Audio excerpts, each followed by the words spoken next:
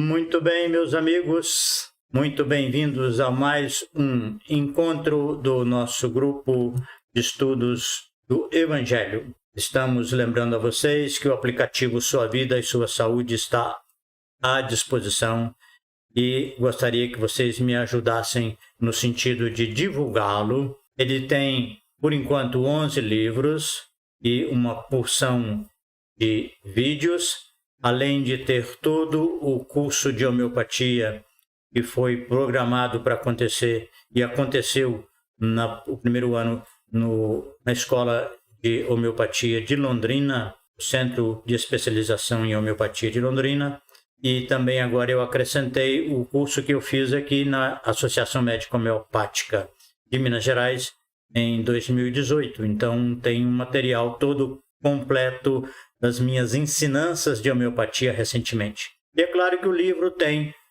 o aplicativo tem um livro de homeopatia, que é Homeopatia e Saúde do Reducionismo ao Sistêmico, que foi publicado pelo Conselho Regional de Medicina do Acre em parceria com a Universidade Federal do Acre. Bom, além disso, eu gostaria de destacar para o conhecimento de quem ainda não sabe que um dos livros disponíveis no aplicativo é o livro Adolescente Adolescento.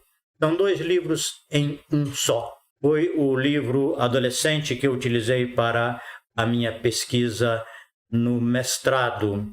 Eu trabalhei com uma escola de 2º grau e eu fiz reunião de grupo com as turmas, já tem algum tempo, mas esse material depois eu complementei com uma produção que eu denominei de Adolescente. São 2 livros em um, tá?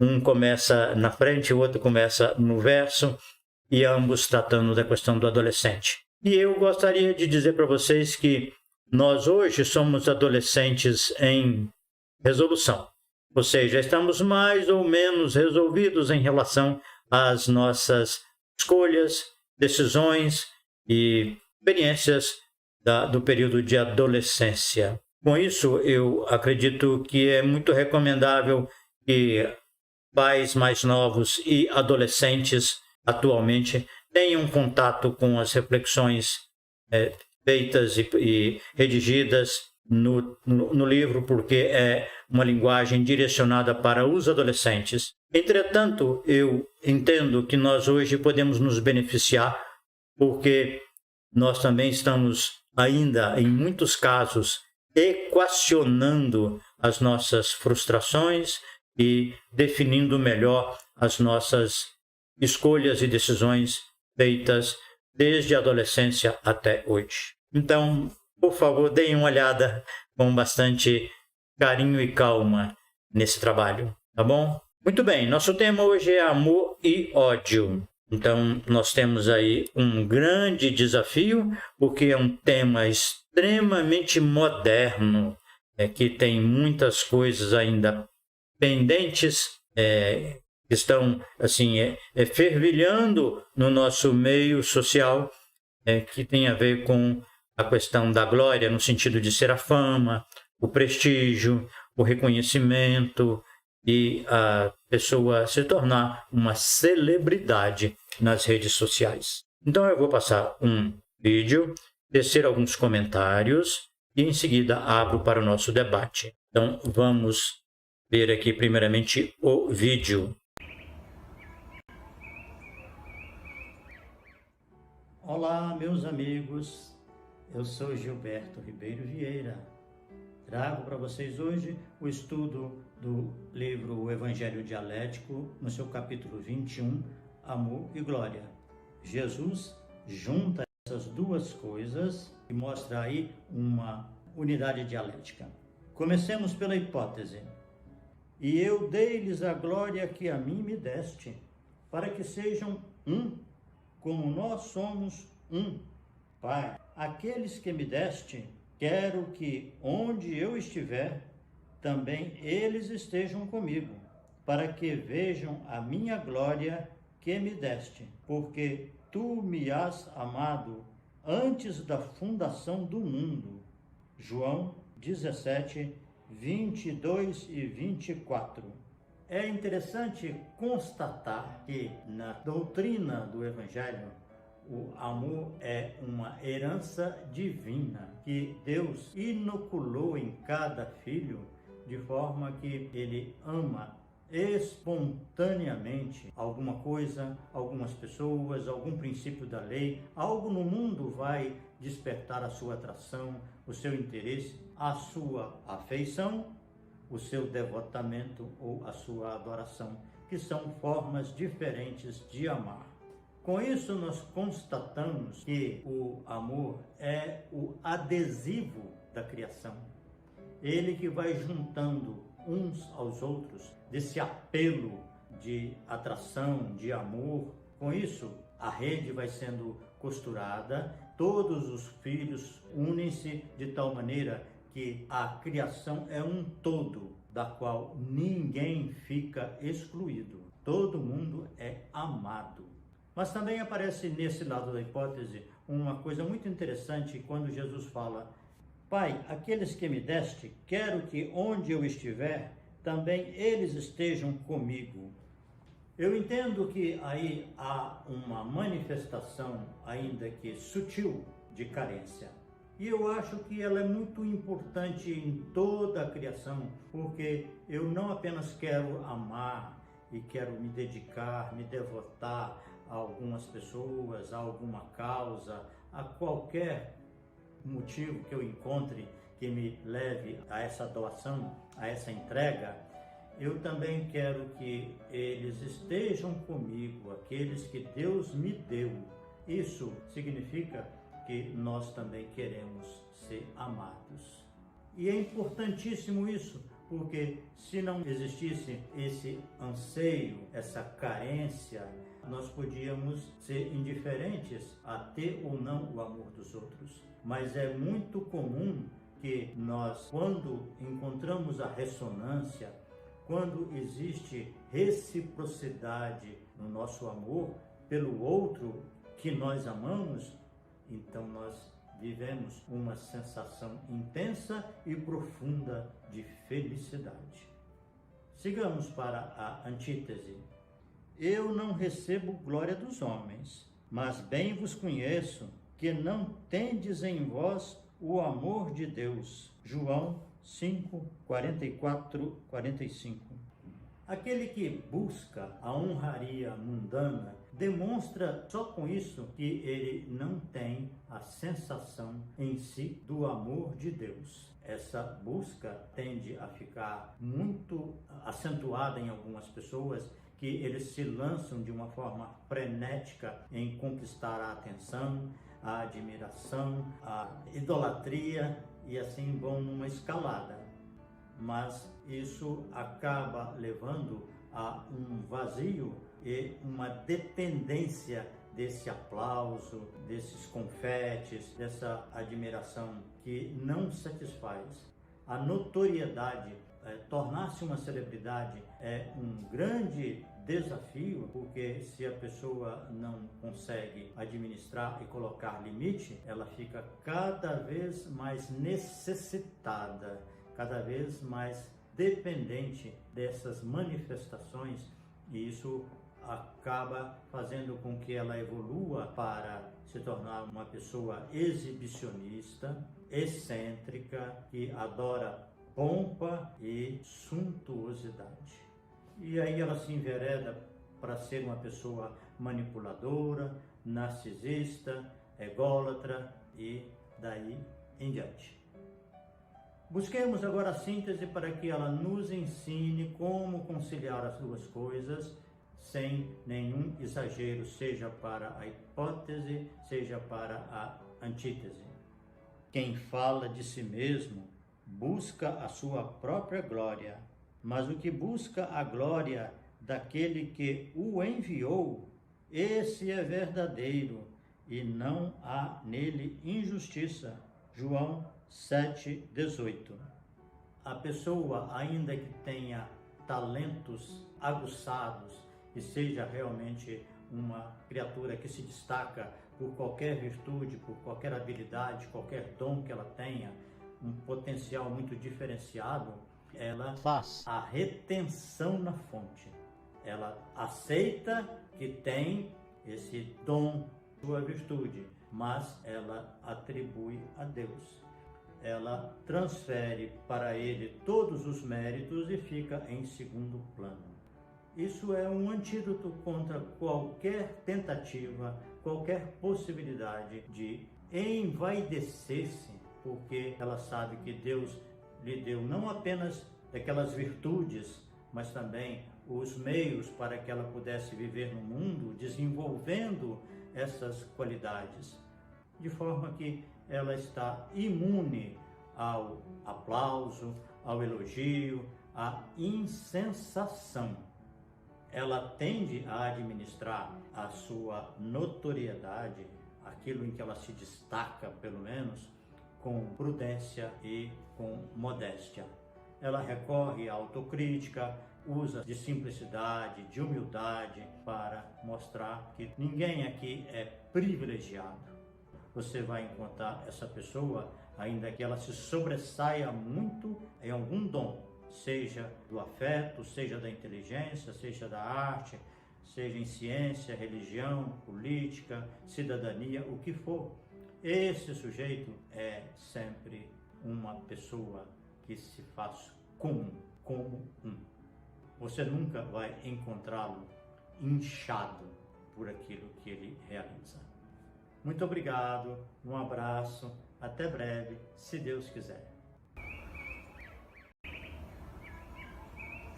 Muito bem, meus amigos, eu gostaria de frisar rapidamente algumas coisas para que a gente passe em grupo para a etapa seguinte da discussão do tema. Temos aí com mais detalhes o material, né, o trecho que deu suporte à hipótese. Eu quero destacar aí a frase que ele fala: e que os tem amado a eles como me tens amado a mim.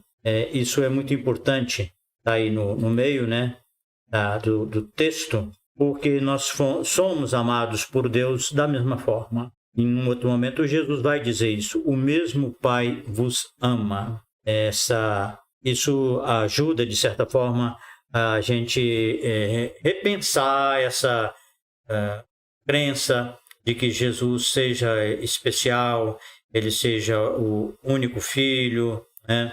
Porque no estudo do Evangelho, da forma como nós entendemos, todos nós somos filhos únicos, porque não tem nenhum outro igual a nós. Somos singulares, exclusivos, e então podemos ter algum outro muito parecido, com características semelhantes e muitas coisas bem próximas, análogas. Entretanto, em alguns aspectos, nós vamos nos distinguir desse outro, que pode ser um irmão gêmeo, mas sempre tem os seus traços peculiares que o diferenciam de todos os demais. Bom, nesse trecho, deixa eu ver se tem mais alguma coisa que eu gostaria de comentar. Não, eu comentei já a questão de não ter... eu me lembro que tem pouco tempo tem um vídeo de um espiritualista renomado dizendo que o que importa é amar, e ser amado não tem importância. E claro que baseado no que nós somos, no que nós sentimos, e baseado no Evangelho, eu entendo que ser amado também é muito importante, tanto quanto amar. Por isso que ele vai dizer, né, agora embaixo aí, mais no último parágrafo: Pai, aqueles que me deste, quero que, onde eu estiver, também eles estejam comigo. As pessoas que nós amamos, nós queremos conosco. Isso é quase que uma consequência natural, lógica. Amar, estar distante, é uma coisa que precisa de um pouco de amadurecimento para passar por isso de uma forma tranquila e esperar. Na verdade, a gente vai passar por isso acreditando que é temporário. E nós vamos resgatar a convivência em outros tempos, em outro local, ou até mesmo numa outra dimensão. Passando para a antítese, temos aí a questão da honra, e que eu acho que o vídeo explorou bastante, né? E é a questão de ter uma capacidade qualquer, né? E ao mesmo tempo recusar. Na antítese você recusa assim, o endeusamento, né? O prestígio exaltado, a idolatria. Você tem realmente uma aversão a ser transformado em guru, em mestre, em uma sumidade ou uma celebridade. A gente não aceita esse tipo de honra uns dos outros, porque aí a gente já está vacinado para transferir isso para Deus. Se eu tenho algum talento e estou manifestando, é porque o Pai em mim é que faz as obras, né? O Pai que mora em mim é quem faz as obras. A virtude divina que existe em mim. Então, se há algum mérito e há algum reconhecimento, é para Deus, que consegue transmitir os seus dons para criaturas tão diminutas, tão pequeninas, e essas criaturas já são potencialmente, alcançam essa estatura de fazer, de realizar, de expressar alguma virtude, né? Algum dom celeste que mora em sua própria alma. Seguindo para a síntese, aqui nós temos o tema da doutrina, né? Aí bem no meio do texto ele diz: a minha doutrina não é minha, mas daquele que me enviou. É um trecho muito interessante. Eu estou sendo mais objetivo para ter mais tempo para o nosso debate. Podemos retomar qualquer item depois desses, né? Ou do Evangelho. Aqui eu gostaria de apresentar para vocês o que é doutrina. No dicionário Aurélio, é o conjunto de princípios que servem de base a um sistema religioso, político, filosófico, científico, etc.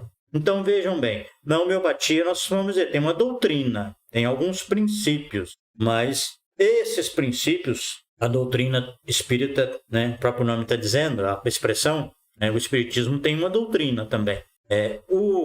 A doutrina de Jesus, ela tem os seus princípios fundamentais e eles giram muito em torno da relação entre o pai e o filho. A paridade entre pai e filho, eu entendo que é o principal tema do Evangelho. Essa semelhança entre o filho e o pai é um ponto nevrálgico, assim mesmo fundamental do Evangelho. É por isso que ele diz: a minha doutrina não é minha, mas daquele que me enviou. É aquela assertiva que eu já comentei com vocês, que mostra que Jesus está dizendo, ele está bem claro aí, que ele está revelando a doutrina de Deus, a doutrina do universo, como é que funciona. Ele não está conjecturando, ele não está levantando hipóteses, ele não está, de alguma forma, elucubrando sobre as questões do universo, de Deus, da criação. Ele está simplesmente dizendo como é que ela funciona. As minhas palavras têm espírito e vida. Então, esse modo, entendo que se o outro polo é o amor, nós podemos também refletir um pouco a respeito de como o amor precisa também ser relativizado. Porque algumas pessoas que gravitam muito aqui no sentimento, elas chegam a dizer que o amor é tudo. Deus é amor e tudo se limita ao amor. No entanto, quando o espírito ascende um pouco ele chega aqui na comunicação, chega no cérebro e começa a deslanchar para a intuição, ele consegue colocar certos limites ao amor, que é o que pode equilibrar.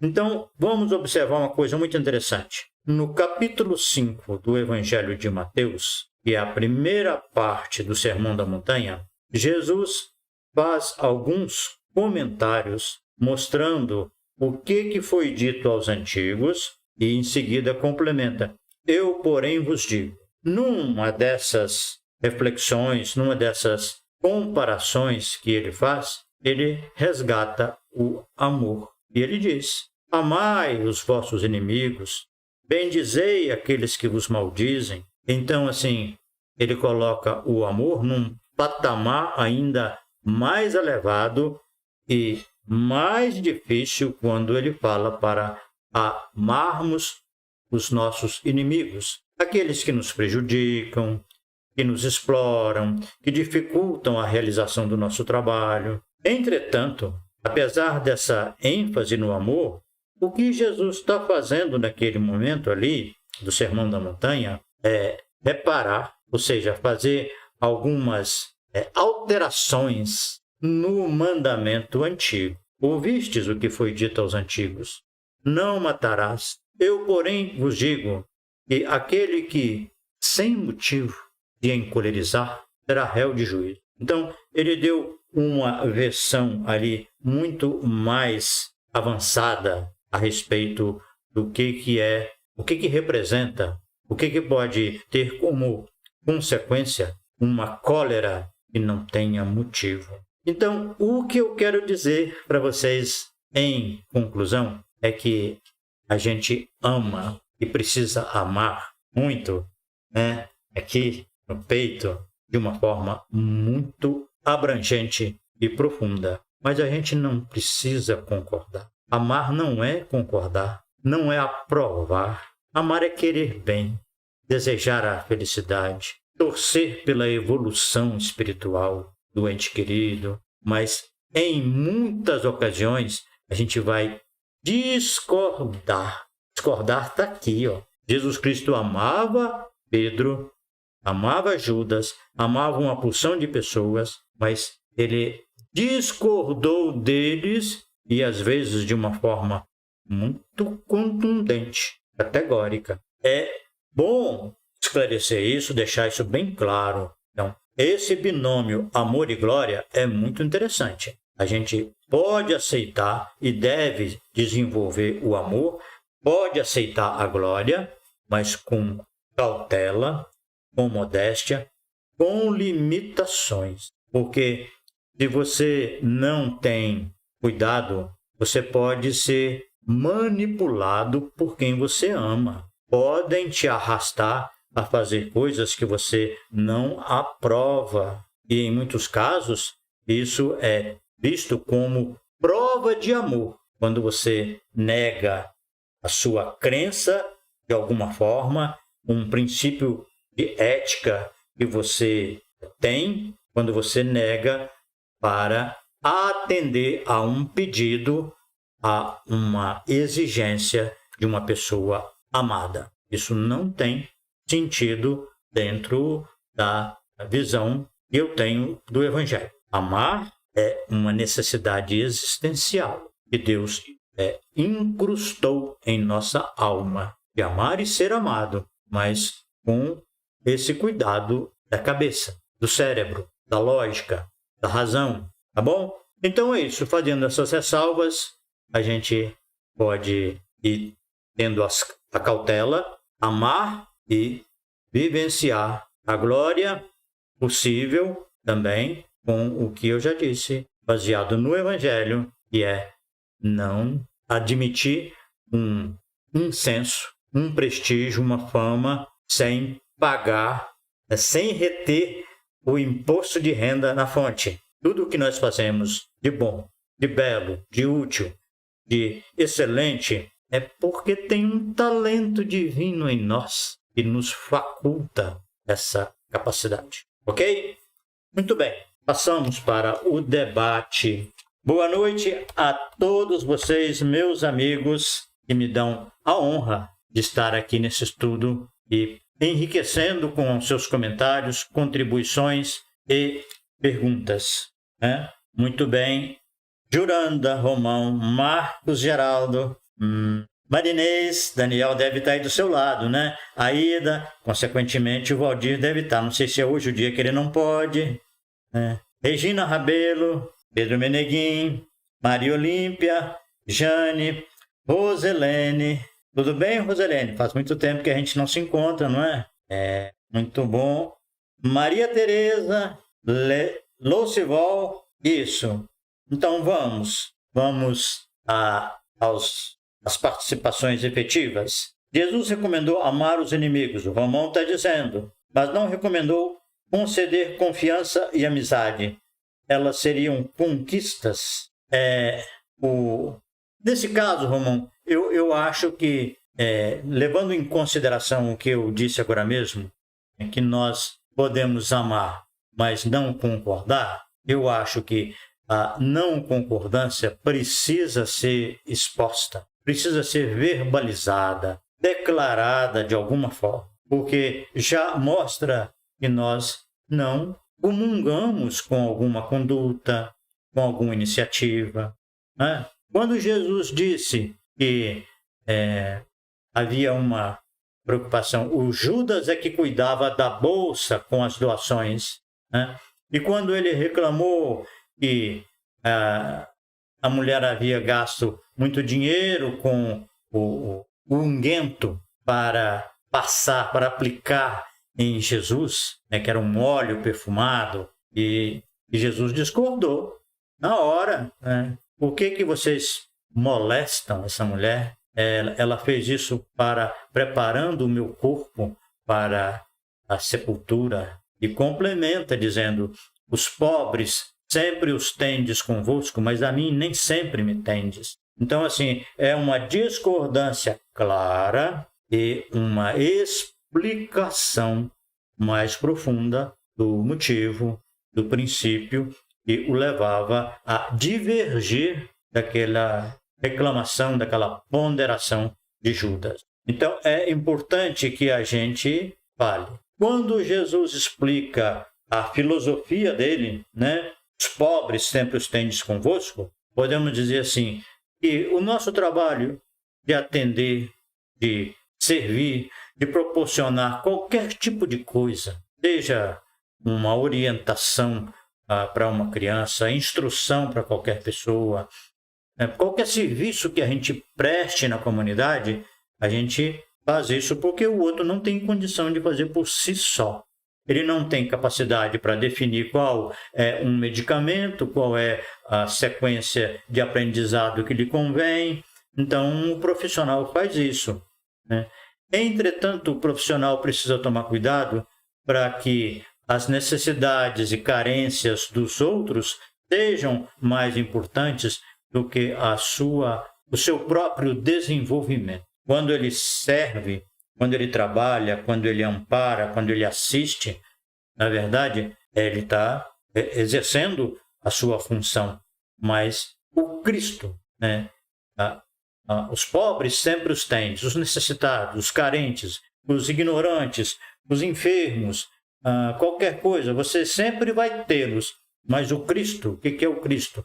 É a motivação, é o anseio de aprender mais, de evoluir, de se renovar, porque a vida está sempre nos amparando. A vida está nos trazendo as oportunidades e as experiências mais adequadas para o nosso crescimento. Nós é que temos dificuldade de sair do conforto, daquela posição que nós já conquistamos e queremos ficar ali eternamente. Mas se nós tivermos o Cristo, ou seja, se nós tivermos com esse ímpeto de desenvolver, de evoluir, de enriquecer a nossa bagagem de conquistas e nos transformar, porque não é só uma questão de aprender intelectualmente, é de transformar o que nós aprendemos nas palestras, nos livros, nos estudos, nos encontros, em material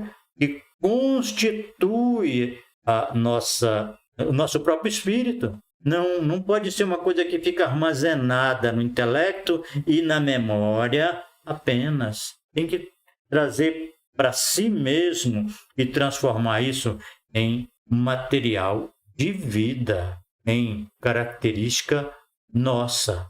É incorporar isso em nós. Bom, se não ficou satisfatório, me puxa mais, tá? Mas eu entendo que a confiança e a amizade realmente também tem essas ressalvas, né? Confio que você vai dar conta, mas eu não ponho todas as minhas fichas, entendeu? Tem que estar preparado para que você também não queira, que você desista e por aí afora. Juranda, para nosso nível evolutivo, penso que amar significa não fazer mal ao outro, mesmo sendo nosso inimigo. Juranda, além de não causar danos, é preciso desejar o bem. Eu tenho pessoas que eu não concordo definitivamente com a postura deles. Na homeopatia, por exemplo, estou hoje com muita clareza que eu não concordo. Não concordo com algumas coisas nem do Hahnemann, que eu tenho uma figura que eu respeito muito. Sei da minha pequenez diante dele, mas tem aspectos que eu não concordo da teoria que ele legou. Então, hoje tem um punhado de homeopatas fazendo coisas que eu não concordo. Eu digo, demonstro, explico, mas eu desejo muitas felicidades para eles. Que eles estejam muito bem com seus amores, com seus trabalhos, que eles vivam em paz, porque Deus os ama. Ok, Romão, ótimo. Norinha, tudo bom, minha irmã? Boa noite. Jane, você não gosta das atitudes, da situação em si. E isso não tem nada a ver com a pessoa, né? Mas é difícil essa separação, porque, na verdade, a gente coloca as coisas de forma pessoal. Eis o grande aprendizado, né? Tem pessoas que usam muito essa técnica, né? Eu me lembro que aí em Brasília tinha um colega que trabalhava com adolescentes, e eu saí lá do Acre, na época que eu estava fazendo o mestrado, fui a Brasília para visitar o trabalho dele, conhecer. Ele falava isso repetidamente nos encontros com os adolescentes, né? Eu discordo da sua atitude, mas não de você. É uma forma que serve para muitas pessoas, né? Eu entendo que eu preciso e tenho desenvolvido um pouco essa capacidade de discordar das pessoas de uma forma respeitosa, cordial e embasada. Eu não discordo de uma pessoa, de um colega, por exemplo, de uma figura qualquer, porque não fui com a cara dele, não é assim superficial. Eu procuro ter um conhecimento melhor do que ele fala, do significado daquilo e argumentar de uma maneira respeitosa, cordial, mas que eu tenha fundamento no que eu falo para expor a minha discordância. Mas eu discordo dele, não fico floreando, não. Eu acho que o meu estudo do Evangelho me ajudou muito no sentido de entender que Jesus é muito claro nas assertivas. Ouvistes o que foi dito aos antigos, olho por olho, dente por dente. Eu, porém, vos digo, eu.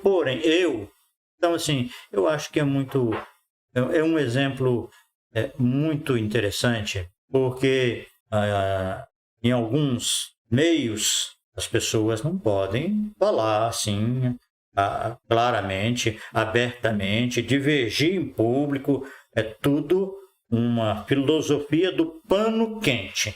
E eu acho que acabamos fazendo hipocrisia. Eu acho que discordar com clareza, mas com cordialidade, é uma forma interessante para mim. Eu acredito e tenho procurado exercitar. Tudo bem. Ei, Rose, você está aqui toda noite? Toda quinta? Ah, que bom que você finalmente deu o ar da graça.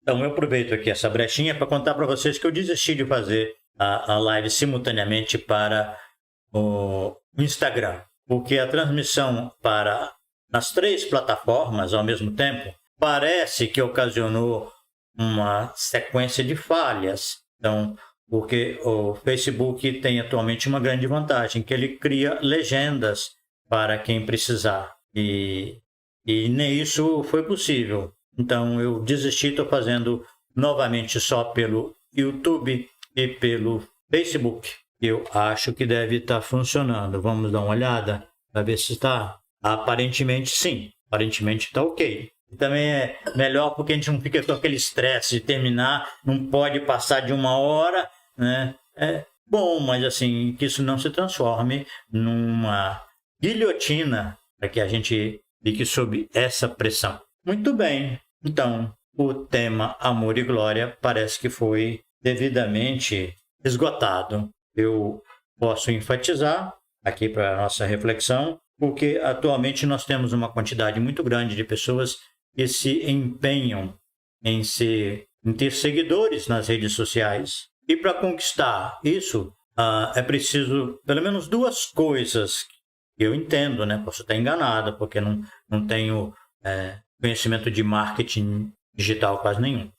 Mas é preciso que você esteja falando alguma coisa que interessa a um número grande de pessoas. Por exemplo, se eu estivesse dando receitas de remédio homeopático para os problemas de saúde, talvez eu estivesse conseguindo uma quantidade grande, ou receita qualquer. Falando receita de qualquer coisa que não exija da pessoa alguma participação, alguma reflexão que ela deveria fazer consigo mesma, mas da forma como nós trabalhamos o conceito de saúde, doença, de aplicação do evangelho, né? Por exemplo, hoje nas reflexões que eu estava fazendo a respeito do nosso tema, estava pensando assim, nas adequações que o evangelho foi sofrendo ao longo dos séculos até chegar aonde estamos hoje. Por exemplo, aqui nós vimos, e que eu já abracei com muito carinho, muito entusiasmo, transformou o Evangelho em leis morais. Mas vejam bem, quando Jesus fala na doutrina dele, ele não está restringindo a sua sabedoria, seus ensinamentos, a leis morais. Quando ele diz que eu e o Pai somos um, o Pai que está em mim é que faz as obras, vós sois deuses, ele está falando a respeito da criação. Então, isso corresponde a leis existenciais, leis da criação, leis espirituais. E onde quer que tenha uma criatura, ela está submetida a essas leis da criação divina. Então, o estudo do Evangelho é sempre um desafio para nós, porque é leis de vida. Como é que as coisas funcionam? Na semana passada, por exemplo, eu apresentei para vocês o estudo sobre a cegueira do Públio Lentulus. No meio espiritualista é muito comum de acreditar que é karma. Como ele praticou algumas coisas indevidas, então vem isso como se fosse um karma, ou um castigo que vem de fora para dentro. Por isso eu considero que uma das principais contribuições homeopáticas para o aprendizado, para a nossa orientação a respeito de saúde e doença, é que as características da enfermidade são semelhantes às características de temperamento e à trajetória de vida da pessoa. Bom, juntando essas coisas, tanto a saúde, a questão da homeopatia, para dizer que a homeopatia hoje tem condições de retribuir o apoio que o meio espírita ofereceu à homeopatia. Durante décadas, a homeopatia se disseminou no Brasil graças ao receituário mediúnico dos centros espíritas. Entretanto, por uma questão, talvez, de ciência, de pesquisa, de estudo, a homeopatia hoje avançou no conhecimento de saúde e doença. E ela tem como retribuir, como devolver para o meio espírita um tanto dessa contribuição que recebeu. E uma das mais importantes é essa, é reconhecer que a doença é uma projeção do modo de ser da pessoa em seu próprio corpo. E as experiências mais marcantes, especialmente aquelas que foram infelizes, frustrantes, muito desgastantes, elas tendem a se manifestar no corpo mais cedo ou mais tarde, atenuadas ou agravadas por conta de outros fatores da vida da pessoa. Por exemplo, um sucesso profissional, um sucesso na vida familiar posterior, um sucesso social, pode trazer gratificações e responsabilidades que foram bem cumpridas e, com isso, atenuar o quadro anterior. Mas, do contrário, o processo tende a se instalar com o mesmo peso, densidade e matizes do que foi a experiência na sua originalidade, anos ou décadas mais cedo. Não tem, assim, necessidade de um fator externo. Deus não vai chegar e punir, a espiritualidade não vai punir alguém que fez as coisas e falar, bom, já que você agiu assim, então agora você vai passar por isso. Não, isso não precisa, porque é da própria natureza espiritual que nós somos e manifestamos aquilo que de fato somos em nosso íntimo. Podemos esconder por um tempo, mas como diz o Evangelho, não há nada encoberto que não venha a ser revelado. Eu posso esconder alguma frustração, algum sentimento ruim que eu tenha por alguém ou por mim mesmo, mas com o tempo se revela. Porque existe um movimento de dentro para fora em cada um de nós. Muito bem, a Jurinha está explicando aqui como é que dá. Como é que dá o ok, né? Então é isso, a doutrina do Evangelho é uma doutrina que nós estamos chegando lá.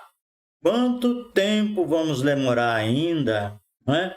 Então, todos os companheiros, todos os expoentes de espiritualidade que se dedicaram ao Evangelho, se beneficiaram com a sua luz e, ao mesmo tempo, tiraram alguma coisa dele. Sim, é uma palavra um pouco pesada, mas mutilaram em alguma coisa. Né? Dentre as mais comuns na atualidade no nosso meio, é dizer que Jesus falou para aquela época e agora tem uma outra abordagem, seja Kardec, ou Chico Xavier, ou Ubaldi, mas todos, de alguma maneira, não chegam ao nível do Evangelho. Eu me contenho muita vigilância, para eu não falar nada assim de cabeça, de orelha, sabe? Eu estou pensando, tem muitas ideias, muitas hipóteses, não tem respaldo no Evangelho, então eu acho melhor ficar calado. Porque como é que um jumento vai fazer discurso e vai expor teorias e levantar possibilidades? Não tem nenhuma chance. Então, fico calado. Fico assim, caminhando muito rente ao Evangelho, muito mesmo, sabe? Me apoiando que nem cego para poder falar, olha, eu estou dizendo isso baseado no Evangelho. Mesmo assim, eu ainda corro o risco de estar distorcendo alguma coisa. Porque a doutrina do Evangelho ela é extremamente sintética, profunda e abrangente. Então, assim, essa doutrina nós podemos pegar. O que eu recomendo, então, é que cada um tenha a sua experiência pessoal. Eu digo que o Evangelho tem como principal objetivo que cada um tenha a sua relação pessoal com Deus. Eu e o Pai somos um. Então, vamos ver em que eu sou um com Ele. Eu não sou um em todas as coisas, porque senão eu seria Deus, né?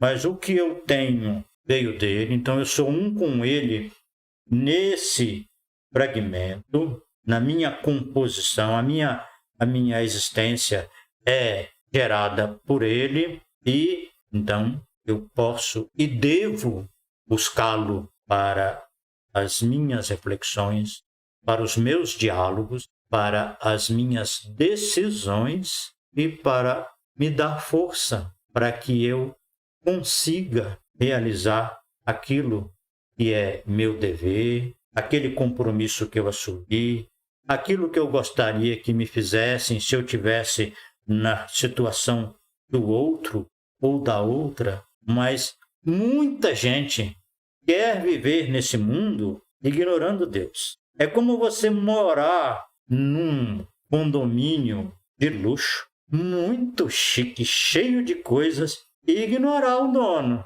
Você mora ali, você tem muitas regalias, tem muitos privilégios, muitos benefícios por estar naquele condomínio. Você não quer saber de nada do dono, do regulamento do condomínio, né? Não, isso você não quer saber, não. Você quer viver do jeito que você gosta, do jeito que lhe dá prazer, sem pensar que existe um regulamento e que você vai sentir isso em você mesmo. De alguma maneira, essa vivência no condomínio você só conseguiu porque você tem características que o colocam como digno de morar nesse condomínio. E você ignorar Deus é uma tremenda ignorância, tá bom? Então, tem mais comentários, fazendo os comentários aqui e caminhando para o encerramento, né?